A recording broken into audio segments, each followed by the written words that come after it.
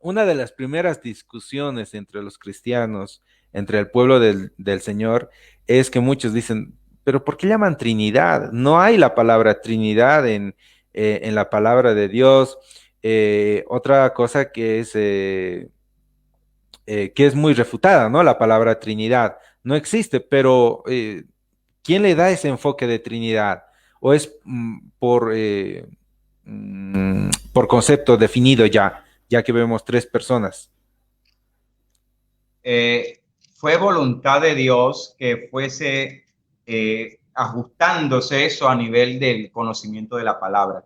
Esto es un gran tema, es una gran pregunta la que haces porque básicamente la pregunta incluso incluye allí la discusión tan larga que se tiene con la comunidad judía que obviamente no tienen la revelación, no tienen el entendimiento, no tienen el Espíritu Santo, no pueden entender lo que solo se entiende por el Espíritu Santo. Pero una Ujú. de las grandes discusiones de todos los tiempos era que los judíos no podían entender ni comprender ni recibir de que Jesús fue y es el Hijo de Dios.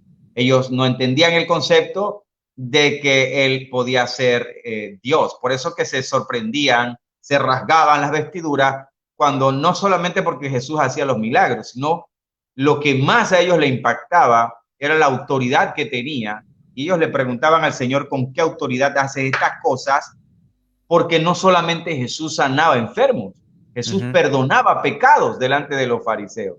Y eso a ujú. ellos les explotaba la cabeza.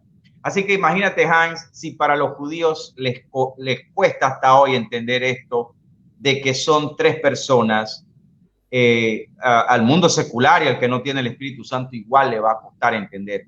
Pero hay muchos textos como los que te mostré del Antiguo Testamento donde se presentan las tres personas y la teología fue moviendo, obviamente por voluntad de Dios, que había uno que habría de venir y él mismo se llamó el Hijo de Dios.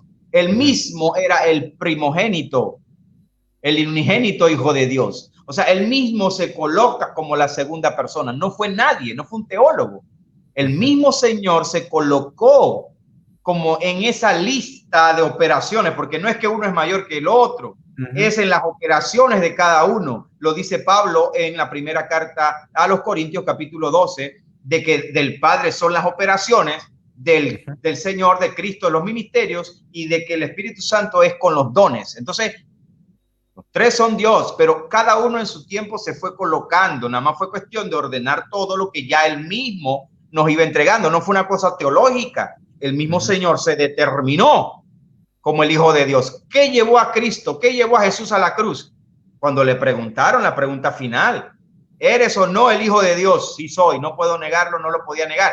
Esa respuesta le costó la cruz. Entonces, quien ordena la Trinidad es la propia palabra, los propios tiempos de Dios. Cuando Jesús iba a partir, le advierte y le dice a los apóstoles que les conviene que yo me vaya, porque yo voy a rogar al Padre para que envíe entonces al Consolador. Entonces, la propia palabra y los tiempos fueron colocando a las tres personas. La teología solamente le pone el nombre de la Trinidad, pero la palabra colocó la Trinidad por sí. El mismo Dios lo hizo. Y una cosa que tenemos que ver como un ejemplo a esto que te acabo de decir, es como Jesús, cuando iba a ser bautizado en el Jordán por Juan el Bautista, ustedes ven las figuras allí.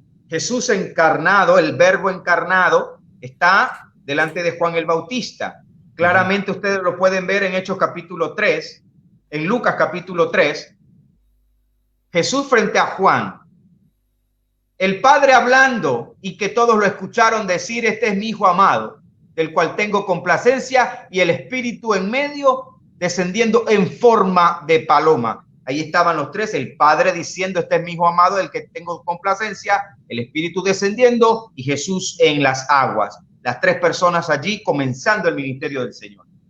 Ujú. Amén. Eh, los tres son uno, ¿verdad, maestro? Hay una doctrina que se llama la triunidad. No hay una triunidad que los tres son uno. Esto es algo que puedes encontrarlo también en enseñanzas completas del maestro José Briceño. donde se enseña teológicamente que son tres. Cuando las resoluciones finales de este seminario por parte del maestro y director del Instituto Teológico Infocat y del Ministerio Jesús Soberano Señor, que a nosotros pues, nos da cobertura, es que son tres. José Briceño termina diciendo, cuando usted suba al reino de los cielos, usted va a ver a tres dioses. Usted va a ver el Espíritu Santo en alguna forma que nos va a permitir verlo ahora con esa plenitud. Usted va a ver al Hijo y usted va a ver al Padre. Son tres. No hay eso que los tres son uno solo. Esa es una doctrina que se ha también llevado mucho ahora de la triunidad. Son una trinidad, no una triunidad. No es que los tres son uno solo y que el Padre se convierte en el Hijo y el Hijo se convierte en Espíritu. Eso no es así. Eso no es así. Entonces, como estos temas son tan amplios, y yo no creo que yo lo pueda explicar aquí en esta pregunta, ustedes pueden ver los seminarios que tiene José Briceño en su canal de YouTube. Amén. Queremos invitarles a que puedan ver el canal de nuestro maestro José Briceño, al igual de Juan Carlos. Les reitero una vez más, amados hermanos, nosotros no nos regimos bajo ninguna denominación o concilio, porque las denominaciones tienen sus propias doctrinas establecidas, ¿no? Y por ahí salen en alguna u otra doctrina, se salen del margen por una falta de estudio y nosotros hablamos lo que está escrito en la palabra del Señor bajo la hilación del pensamiento, nada más. Amén. Así que les recomendamos esos canales, Juan Carlos Montenegro y José Briceño. Yo también quiero añadir a eso que estás diciendo, Hans, que nosotros no estamos bajo concilio ni denominación, pero tampoco como que nos inventamos nosotros mismos, ¿no? Como que no hay nadie, como que, sí, nosotros también somos ordenados y nosotros tenemos a quien rendirle también y pedirle consejo y orientación y quien también nos guía.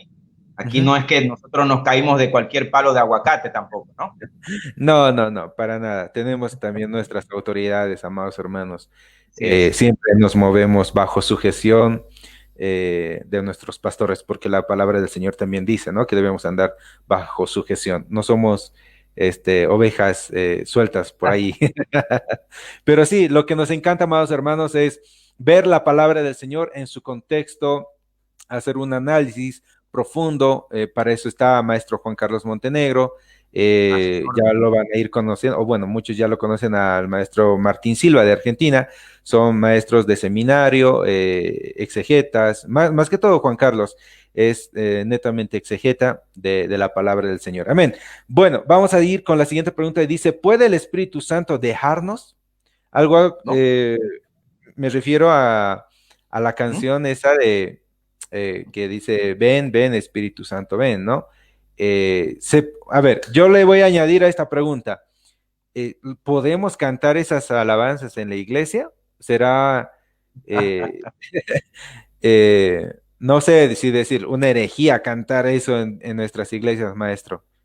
No, yo no lo quiero llevar hasta el punto de herejía. Yo lo quiero llevar porque la intención del corazón es buena. O sea, esa es una adoración que una persona recibió del Espíritu Santo, algo bien bonito, y la cantamos. Lo que le quiero decir es que sencillamente la canción, en términos específicamente de aplicación, no aplica.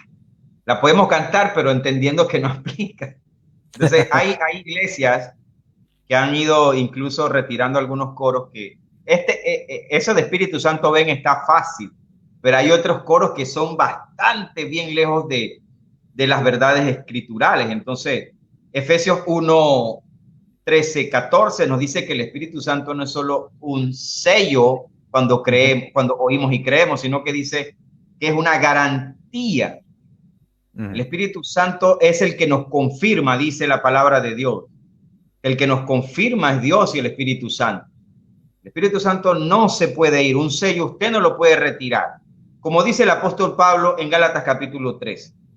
Dice Pablo, hablando en términos humanos, un pacto cuando se establece entre dos personas, nadie le puede quitar ni le puede añadir. Es decir, cuando algo se acuerda, se sella, usted no le puede quitar el sello. Si el Espíritu Santo es un sello para nosotros, según Efesios 1, 13, 14, nadie puede quitar ese sello. En el mundo espiritual, demonios, Satanás, todos saben que tú le perteneces a Cristo. Y si Él se retira, Él se puede apagar, Él se puede contristar, pero el último consejo que dimos fue: aviva la llama del don de Dios que está en ti. Ese trabajo lo tienes que hacer tú. Cuando usted ve ese consejo final de Pablo a Timoteo, en 2 de Timoteo 1, 6, 7, ese es un trabajo tuyo. Nadie lo puede hacer por ti.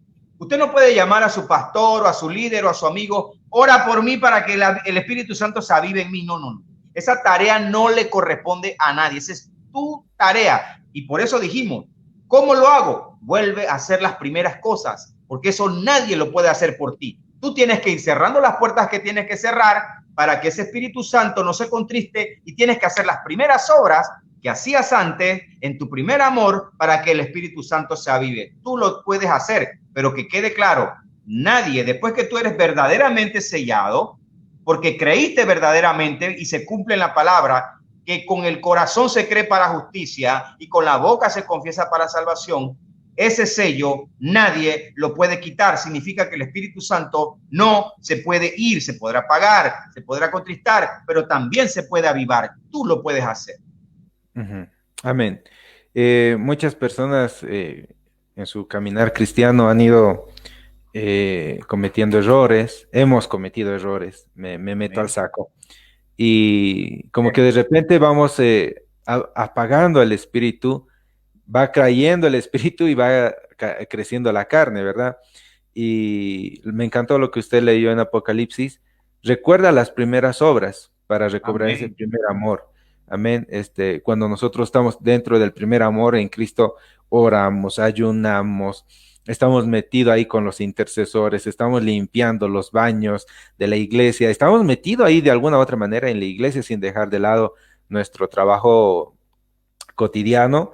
Y uno cuando va haciendo esas cosas se enamora más del Señor. Tal vez podríamos usar un dicho muy conocido: dime con quién andas y te diré quién eres, ¿verdad? Si tú te metes ahí con hombres de oración, vas a ser un varón, una mujer de oración.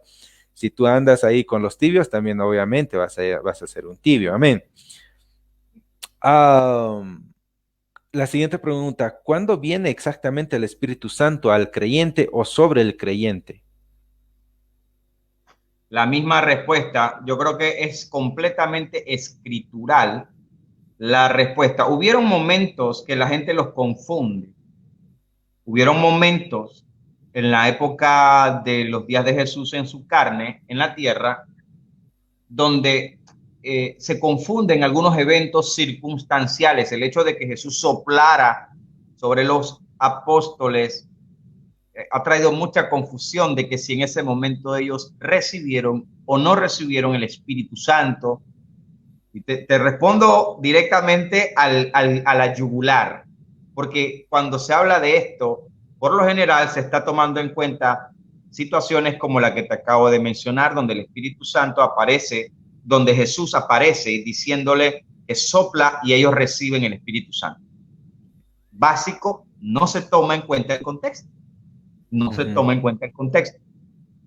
Cuando Jesús hace esto, Jesús acababa de decirle a los apóstoles una palabra demasiado profunda, demasiado trascendental. Te analiza el texto, se va a dar cuenta la razón